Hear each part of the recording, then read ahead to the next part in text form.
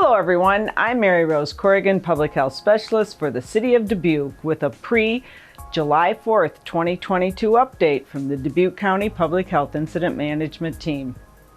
Dubuque and some other counties in Iowa keep bouncing back and forth between a community level of low to medium for COVID-19. To simplify things, it's safe to assume we're at least at a medium level of concern because the actual number of positive cases is probably 7 to 8 times higher than what's reported by healthcare providers. We know that's because you don't have to report home rapid COVID-19 tests. Now don't get me wrong, those tests are great tools in helping to determine when you're infected, so continue to use them. Just remember that they don't always detect a positive case early in the infection. So if you've been exposed to COVID-19 but don't have any symptoms, wait 5 days before you test.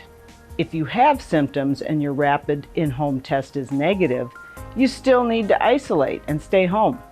And it would be a good idea to follow up with the Test Iowa test that can detect infection earlier, or follow up with another at-home rapid test in a day or two.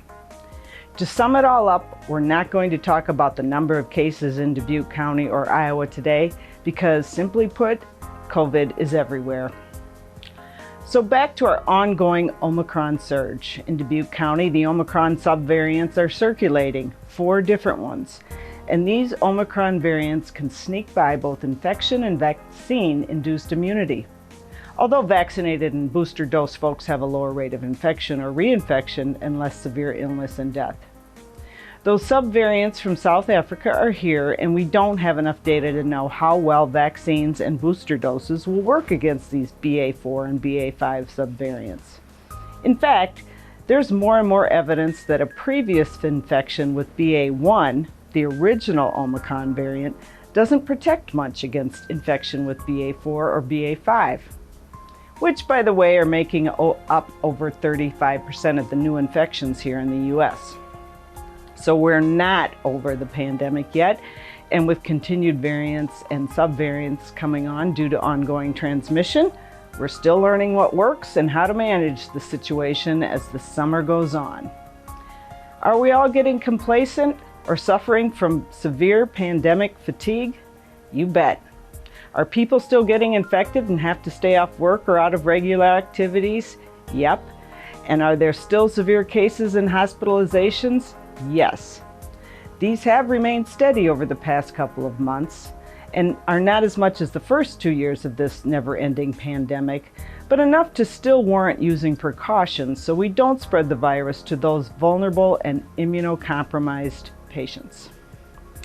So you know what I'm going to say now. Vaccinations continue to be a very effective way to slow the virus transmission. Now, children 6 months through 4 years old can get vaccinated. They're the last group to be eligible. Talk to your child's healthcare provider or vaccine provider about the Moderna and Pfizer vaccine options for your young child. These include 3 doses for Pfizer or 2 for Moderna. Along with that, for the older children and teens in your family, vaccinate them too and bring them up to date with a booster if they're 5 years or older. Our current rates of vaccination in these age groups are, well, quite frankly, discouraging to say the least. Only 29% of the 5 to 11-year-olds in Dubuque County are fully vaccinating, meaning they've received 2 doses. But the facts remain. Millions of children and teenagers 5 through 17 years of age have received at least 1 dose of COVID-19 vaccine. Through continued safety monitoring, COVID-19 vaccination has been found to be safe for children and teens. And the known risks and possible severe complications of COVID-19, which are very rare, outweigh the potential risks of having a rare adverse reaction to vaccination. Finally, recent data from Britain shows adults who lived with children were more likely to be positive for COVID-19 than adults who did not live with children. So COVID not only affects children, but the entire family. And we know in any contagious disease, children are highly effective vectors. In other words, good at spreading disease. Although the rate of severe disease and hospitalization in children is lower than adults, it's really not an equal comparison. Why is that? because overall kids don't get hospitalized or die as much as adults. But compared to other vaccine-preventable diseases in children, like measles or whooping cough, deaths due to COVID are the highest. So we're approaching our third pandemic, 4th of July. You all know the risks of gathering in groups and that events outdoors are safer than indoor gatherings.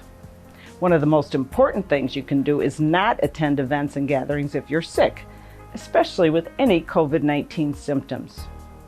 Also, encourage your guests only to attend if they're healthy and free of illness, and preferably if they're vaccinated. So if you don't want to get sick and miss out on 5 or more days of summer or the upcoming holiday, it's time to add another layer of protection since the Omicron subvariants are escaping our first lines of both infection and vaccine-induced immunity. Yes, back to masking, Teams and Zoom meetings and get-togethers. So have a great weekend, everyone. We haven't achieved independence from the COVID-19 pandemic, but we can still have a great 4th of July weekend and celebrate in a COVID-safe way by doing outdoor activities, continuing to test if any symptoms appear, and staying home when you're sick, or even just have a sore throat. And I'd like to end with a non-COVID quote from Erma Bombeck. Said this several years ago about the 4th of July. You have to love a nation that celebrates its independence every July 4th, not with a parade of guns, tanks, and soldiers who file by the White House in a show of strength and muscle, but with family picnics where kids throw frisbees, the potato salad gets iffy, and the flies die from happiness. Thanks for tuning in today. Be healthy and stay safe.